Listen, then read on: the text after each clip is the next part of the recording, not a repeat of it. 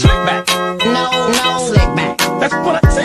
Slick back. No, nigga, I'm a pimp named Slick back. Pimp named Slick back. Pimp named Slick back. Nigga, are you deaf? I'm a pimp named Slick. Baik, Assalamualaikum warahmatullahi wabarakatuh. Saya Arsaiti Salsabila, pemateri pertama yang akan membahas nilai-nilai anti korupsi. Nilai anti korupsi yang pertama yaitu kejujuran dapat didefinisikan sebagai tidak berbohong dan juga tidak curang dan memiliki hati yang baik dan lurus. Yang kedua itu kepedulian, yaitu mengindahkan dan juga memperhatikan. Yang ketiga itu kemandirian, dapat didefinisikan sebagai proses tidak bergantung kepada orang lain ketika memiliki tugas yang dimiliki. Dan yang keempat itu kedisiplinan, yaitu taat kepada aturan yang ada. Yang kelima itu tanggung jawab, yaitu wajib menanggung segala sesuatu yang dilakukan salah. Terima kasih. Baik, selanjutnya saya masih membahas tentang nilai-nilai anti korupsi. Saya akan melanjutkan nilai-nilai anti korupsi, yaitu yang nomor 6, kerja keras. Nilai kerja keras menekankan pentingnya usaha dan dedikasi dalam mencapai tujuan. Kerja keras melibatkan upaya maksimal, ketekunan, dan ketekunan tersebut digunakan untuk menjalankan tugas dan tanggung jawab. Nilai ini menghargai usaha yang sungguh-sungguh dan konsisten untuk mencapai hasil yang diinginkan. Selanjutnya, nilai anti korupsi yang ketujuh yaitu sederhana.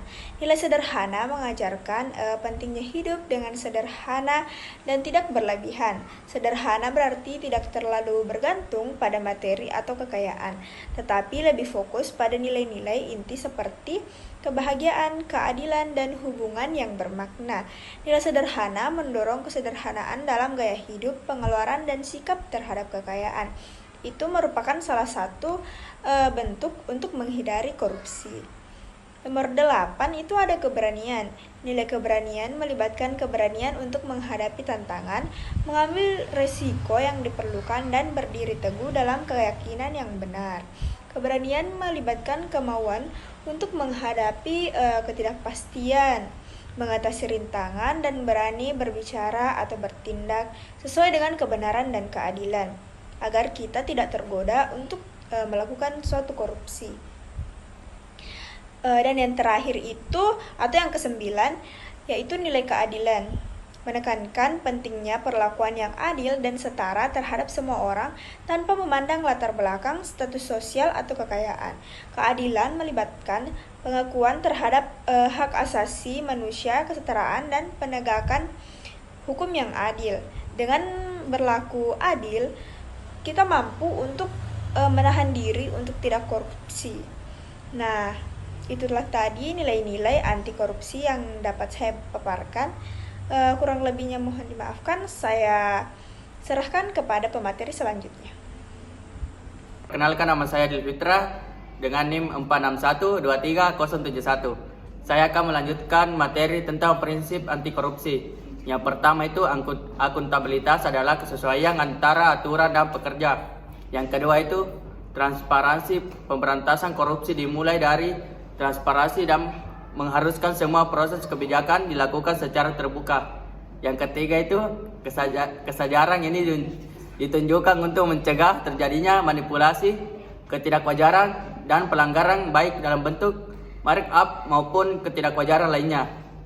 Yang keempat itu kebijakan anti korupsi dan efektif apabila di dalamnya terkandung unsur-unsur yang terkait dengan persoalan korupsi, dan kualitas dari isi kebijakan tergantung pada kualitas dan integritas pembuatannya. Yang kelima itu kontrol kebijakan, merupakan upaya agar kebijakan yang dibuat betul-betul efektif dan mengeliminasi semua bentuk korupsi. Baik, saya akan memaparkan materi mengenai upaya pemberantas korupsi, yaitu yang pertama pembentukan lembaga anti korupsi.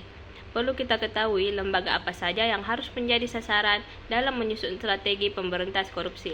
Yang pertama ada lembaga politik seperti partai politik baik yang berkuasa maupun tidak. Yang kedua legislatif yang bertugas membuat undang-undang dan lembaga pemerintahan. Yang ketiga lembaga peradilan, termasuk di dalamnya seperti kepolisian, kejaksaan, dan pengadilan, serta lembaga pemasyarakatan.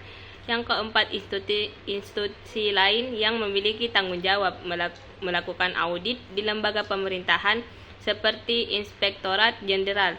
Yang kelima, lembaga independen yang terlibat yang mungkin dan dapat terlibat dalam pemberantasan korupsi seperti lembaga pendidikan, lembaga swadaya masyarakat, dan media. Yang terakhir, lembaga atau sektor swasta yang dapat terlibat dalam korupsi atau upaya pemberantasan korupsi seperti kontraktor dan auditor swasta. Yang kedua, pencegahan korupsi di sektor publik. Salah satu cara mencegah korupsi yaitu dengan mewajibkan pejabat publik untuk melaporkan dan mengumumkan jumlah kekayaan yang dimiliki baik sebelum, saat, maupun sesudah menjabat.